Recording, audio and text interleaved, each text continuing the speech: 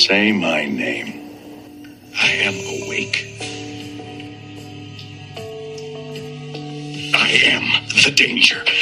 I am the one who knocks.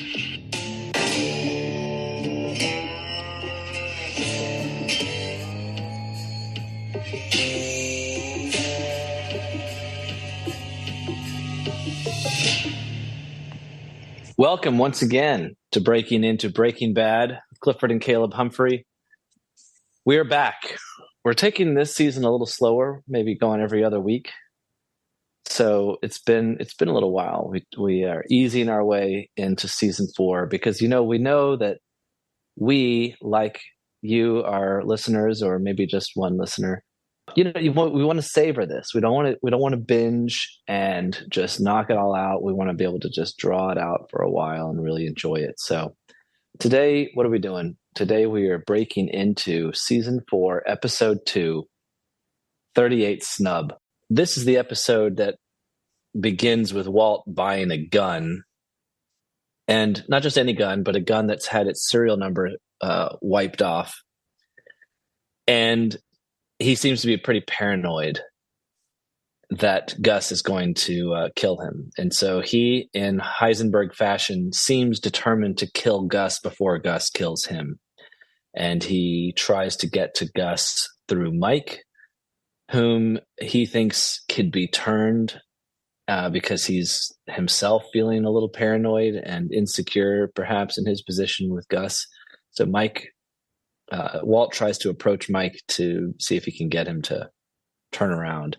Meanwhile, Jesse is handling things in a very different way. He doesn't seem paranoid at all. In a lot of ways, he's back to the old Jesse. He's partying really hard. I mean, really hard. He wants to party and just never stop. He wants the party to keep going even while he's at work so that he can come back and just pick it up. It's a little odd. It's a little awkward. And that's really the gist of what's happening in this episode. So the title, 38 Snub, pretty clear that refers to the revolver that Walt purchased in the introduction from the guy who seems to have a way of getting guns that are on the black market. So that's the title.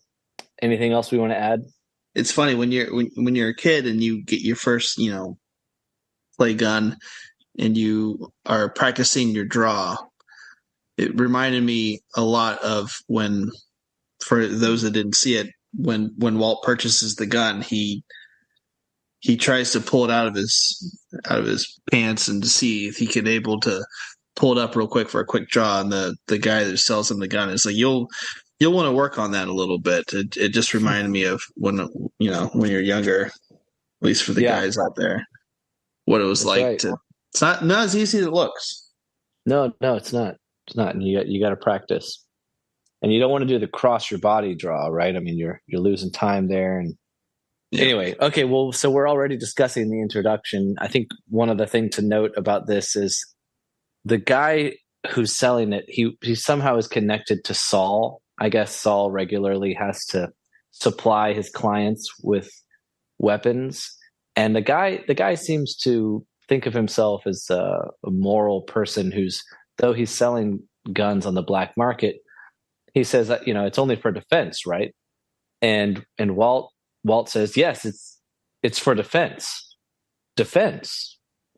And everything about the way that he says it just sounds very unbelievable. Obviously, we know more about what's going on in Walt's life that would make him, maybe want to take revenge on Gus and remove him before he removes Walt. So anyway, that's the introduction. Walt now is carrying and packing a 38 Snub, and he got a 38 Snub under the guy's advice, particularly because Walt thinks he can hide it pretty easily on his person. So the show opens up then with a scene at a bar, and Mike is sitting there, not at the bar, but at a table. He's sitting there alone. Honestly, he looks kind of pathetic. He looks pretty lonely. He's at a bar and he's drinking coffee. That also is kind of weird. Now, maybe it's early in the morning, but that's also weird, right? Sitting at a bar to get coffee.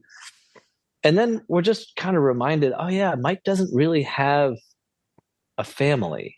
We know he has a granddaughter, but he must be estranged from his children. You notice that he also knew he was a regular at this place. He called the waiter by name. The waiter knew him. So like when you have people like that who are very, they don't have a lot of friends or anything, that's the kind of places that they go to because they make friends with the wait staff, right? It's easier to talk to people that don't really know anything about your life. But Mike clearly doesn't have a spouse, or at least one that he's living with. And so you're right. Maybe the waitstaff is the closest thing to friends and family that he has. And then we note he wipes off some blood from his sleeve. And of course, that's Victor's blood from when Gus killed him rather violently right in front of all of them. And I think, we're left thinking Mike was a little shaken up by that. Like that was a little, he didn't see that one coming. Yeah, he didn't expect that at all. Yeah, and he's got the blood still on him. So he's just kind of dealing with that. So meanwhile, Jesse, he had to do this murder, right, of Gale recently, which we all thought was going to disturb him. And it seemed to disturb him in the moment. But then at the end of that episode that he kills Gale, and he's at the diner and he's chowing down and he seems fine. And Walt's asking him, are you sure you're okay? And he's like, yeah, I don't know. What's the problem? Now Jesse is doing really well. He's like buying lots of stuff and he's doing drugs. I mean, not that that's doing well, but he doesn't seem to be incapacitated in the way that he was, say, when Jane died. And he was just a pathetic mess of incapacity. He just wasn't able to do anything. Why do you think that is? Yeah, that's a good question. So he's showing up to work. So he's still being productive. He's wanting to party and buy stuff. I can't help but think that he's coping, that he's telling himself, I'm cool. Everything's cool. I'm good. Just going to bury any kind of guilt that I have with lots of loud music and drugs. I'm going to drown all of that out. And I am going to just suppress it all. Not to go a little Freudian, but I don't know. What, you got any other better explanations? Well, if you remember when he was coming out of rehab, when he first got in there, he was a mess. And when he came out with this clarity that he was accepting of him being the bad guy. And so when this happened, you see kind of a battle between him accepting that he's the bad guy and this is what bad guys do. This is the repercussions of it. But also we know that Jesse has a soft spot, especially with anything involving, children and everything like that.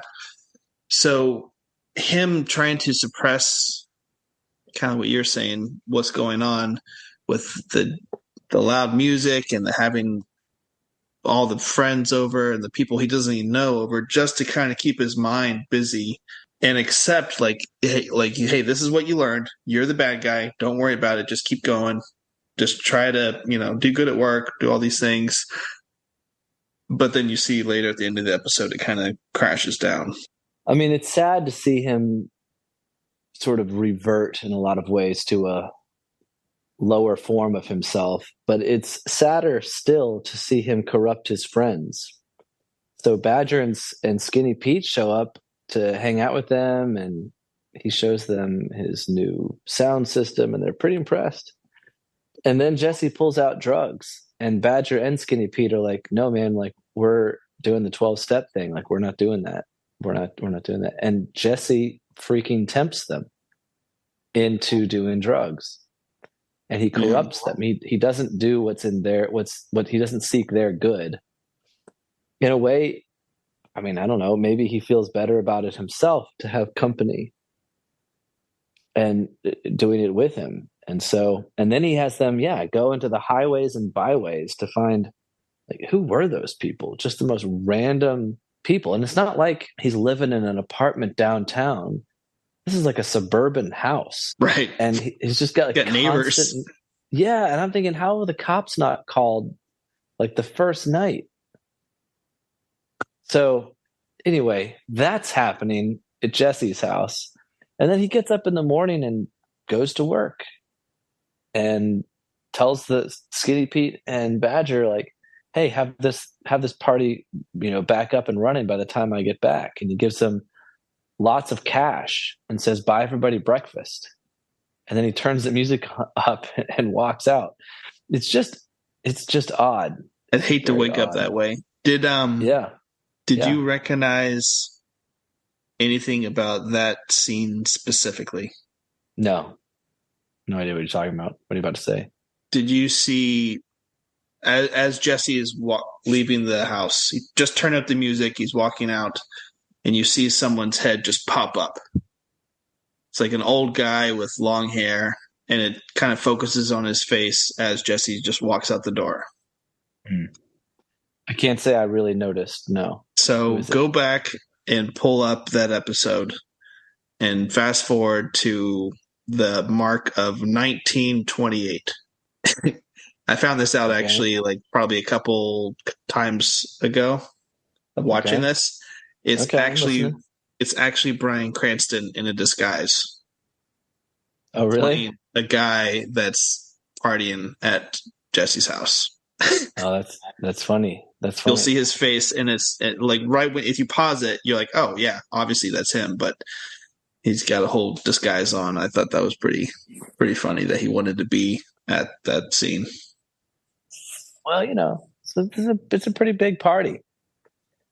So anyway, that's what's going on at Jesse's house. Meanwhile, Hank is also kind of a disaster. Poor guy. Oh man, it's brutal. He can't be more of a jerk to Marie than he is.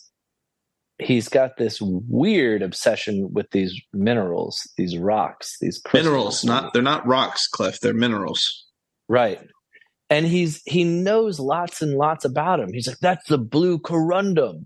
Be careful with that. Super rare. And I'm thinking, okay, first, I guess it's important that, like, why is he interested in this? But, like, when did he have time to learn all of this? I guess he's just laying in bed. But, I mean, I don't know. Did he just get a notion to buy some books and start reading up on it? And then he's spending lots of money on these things. And we're purposely left in the dark about it. Like, is it because he thinks it's a good investment?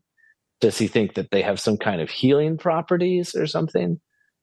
We don't know. All we know is he's buying boxes and boxes and boxes of these minerals, and he's ordering Marie around and making her feel miserable and unappreciated. And it's just hard to watch. I don't know. I found it hard to watch. Very difficult to watch. And this is the first time in this show that I've really been on Marie's side, because she's actually handling it. She's handling it very well. Right. Because even when it's obvious that he's being a total ass to her. And she just closes her eyes and takes a big breath and just moves on with her day. And he's helping him left and right. And this whole, he's just trying to be a victim so much. And it's just, it's just making him into a total jerk. Yeah. I mean, she could have just left him in the hospital and then, like, checked in on him once a week or something, But ultimately, she cares. She wants him to get better. Right, she knows for a fact that keeping him in the hospital is not good for his well-being. Yeah, right. And he's just being a total jerk about it.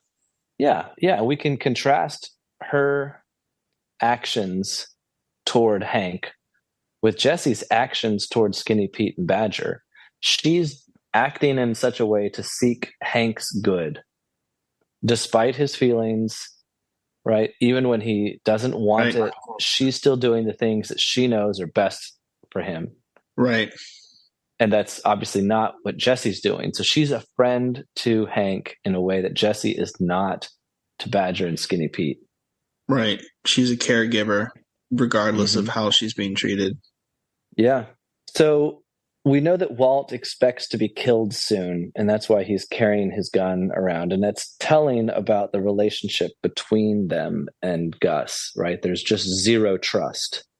Like we talked about this last time. Like it's hard for them to focus on just getting the meth done when there's no trust. And Mike comes by and he's like, I'm gonna, because Victor's not there to kind of look things over. Mike's like, we're gonna do things differently. I want you to reweigh this, and I want to see the numbers. And nobody trusts anybody, and so it's really gonna start hurting production of the meth. But that leads me to think, okay, maybe is Jesse living the way he's living because he also, like Walt, expects to die soon, and it's just sort of like, well, we might as well eat, drink, and be merry and party because tomorrow we might be killed. That's another potential explanation. Yeah, accept the new reality.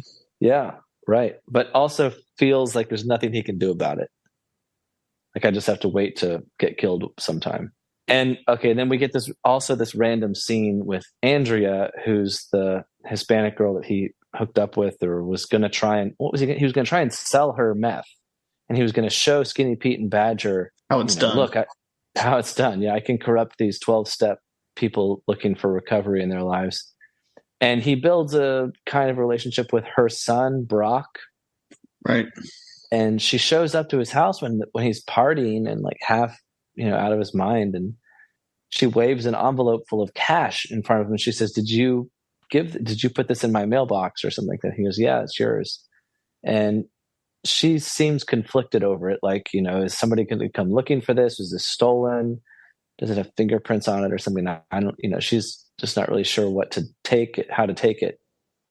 And she knows that it's drug money, that it's probably blood money. And Jesse tells her to take it and to, get Brock and get out of the neighborhood and put themselves in a better situation. And then she drives off and it's sort of like, okay, no idea really what that was about. What is that? Why did they include that? What does it reveal about Jesse that we didn't already know? I think ultimately he knows that in a way that he's guilty for Tomas's death. Huh. Because he was the one that put Combo out on that street that ultimately made Tomas be used to kill him. Yeah. And yeah, the guilt has definitely overtaken him. But we know that deep down, as much as Jesse tries to be a tough guy, he really does have he's a softie. Yeah. He's a softie. He really is. Especially when it comes to kids. And Tomas was right. I don't know how old Tomas was, but obviously 9 or 11, I think. Yeah. Yeah. No older than 12. And so it obviously was hitting home. Well, okay, so what does it reveal? It might reveal a further quality explanation for what where Jesse is right now, which is guilt. He feels guilty. Everything's kind of, and maybe he's like, hey, I might be dead and I want this money to go help heal some of the things wounds I've caused. So yeah, maybe. Okay, then it goes back to Walt, and he finds Mike at this bar that Mike seems to haunt. And now Mike is at the bar and he's drinking alcohol. And Walt walks up, and Mike seems not that surprised to know that Walt found out where he was. And on top of that, somehow Mike also knows that Walt is packing a .38 Snub, which is a pretty small revolver. And yet Mike's good at what he does, and he says, hey, by the way, I noticed your gun, So Walt tries to, what does he try to do? So he buys him a drink. He's like, he tries to be like, hey, let's identify as coworkers here, right? Like, we both work for Gus, so we're kind of equals. And I know you see Walt try and whisper these suggestions into Mike's ear and say, I noticed that you were taken off guard when he killed Victor. And now you got to be thinking maybe he'll just kill me one day. And I don't know. And because that's what Walt's feeling. And he tries to drop those seeds of doubt. Then he says, look, I need kill Gus. Can you arrange it so that I can meet with him and then I'll kill him, and then we can both sleep better at night. And he's playing a pretty interesting game because he's taking a giant risk, because he's banking that Mike is not going to be loyal to Gus. And it appears that he loses that bet because Mike just punches him in the mouth, and that's the end of it. As if to say, how dare you think that I would turn on my boss? Well, I think Walt is just getting it's almost like the longer Walt survives these type of situations, the more cocky he is getting, and the more confident he is getting in his negotiating skills. And so he's using that in a way of, I could convince Mike, but he underestimated Mike's loyalty. Yeah. I mean, the one thing that we've learned about Mike is, one, he's very good at his job. Yeah. Right. And when it comes to the boss, he's also very loyal to that. He doesn't mess around with that kind of thing. And so it really when Mike responded and just punched him and kicked him and responded that way, I think it really took Walt back and humbled him a little bit. Yeah. I think you're right. I think he realizes in that moment he took a step too far. Right. Walt says something interesting to Mike in that scene. He says two things, I think, that are interesting. He says, look, I have nothing against you, by the way. And we have to remember, it wasn't that long ago that Mike was going to execute him in the lab. Like, hey, there's a leak down there. Got to go down in the lab in the middle of the night and,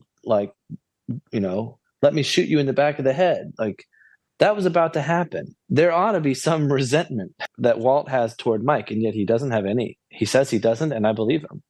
He says, you were just following your orders. And he says, likewise, I want you to know, he says, I know you didn't do that out of personal animus toward me. You were just doing what you were told.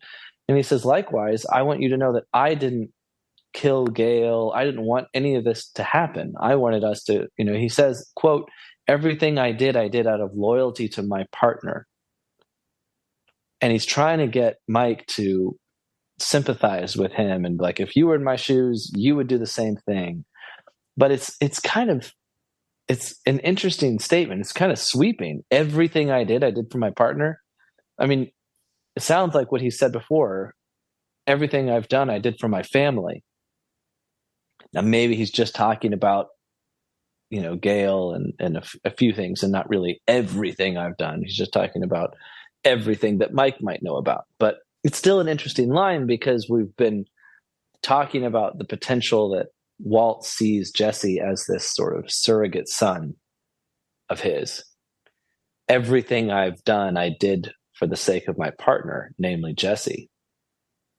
Well, it's interesting that you say that because we know that Walt has always said in the past, we're on season 4 now, he's used the term, I do all this for my family, yada, yada, yada. And then the more we go along, the more we see that really this is just Walt doing this for him. It started out with good intentions, and now it's more of a selfish crusade per se. But you're right. When it comes to Jesse, he didn't have to do all this. He had a good thing going with Gus. He had a good relationship. There was a mutual respect going.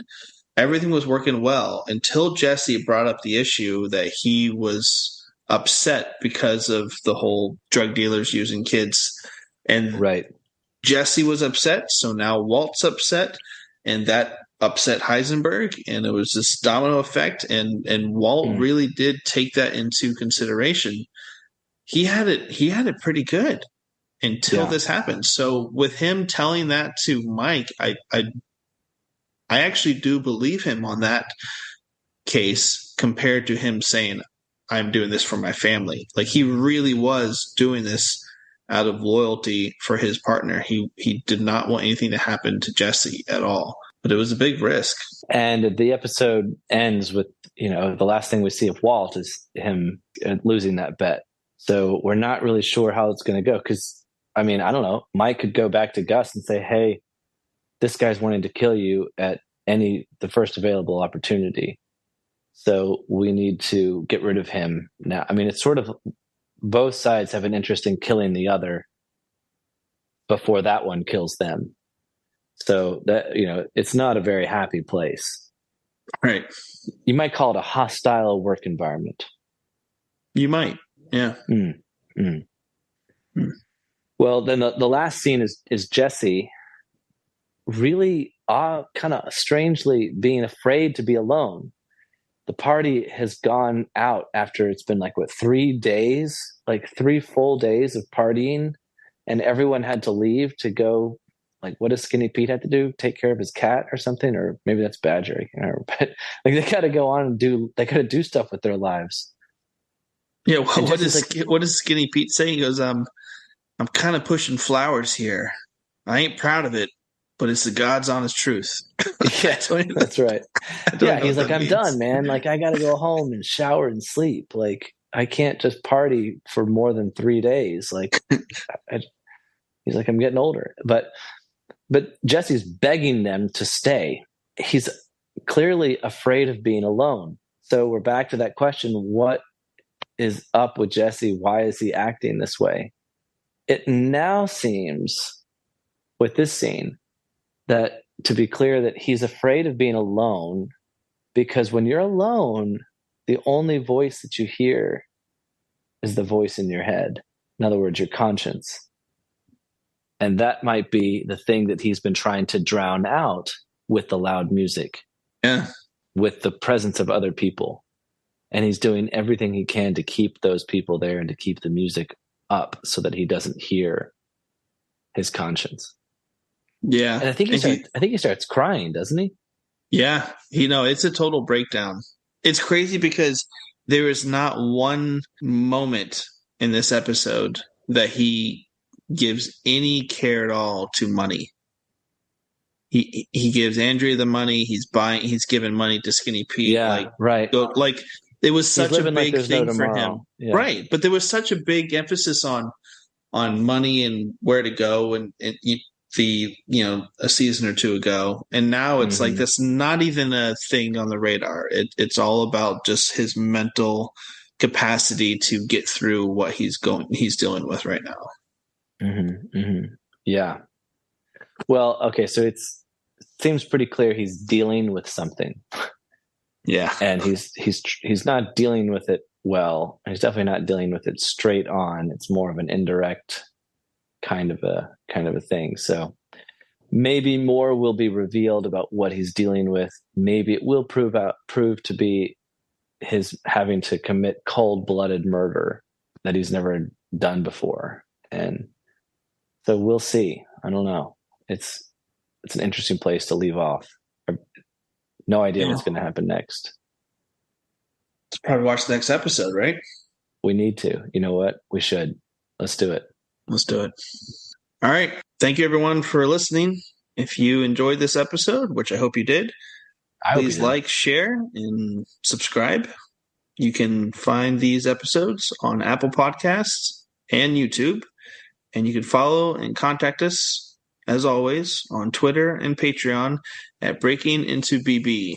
We will see you next time as we break into another episode of Breaking Bad.